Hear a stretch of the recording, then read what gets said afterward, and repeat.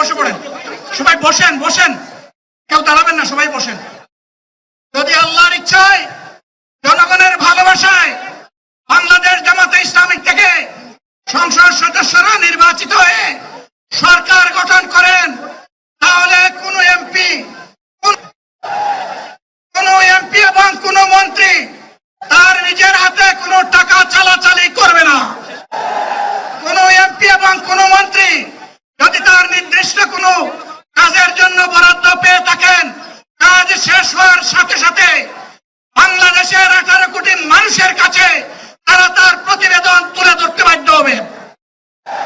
সম্মানিত বন্ধুগণ, চাঁদা আমরা নিব না, দুর্নীতি আমরা করব না, চাঁদা আমরা নিতে দেব না, দুর্নীতি আমরা সহ্য করব না। এই বাংলাদেশটাই আমরা দেখতে চাই।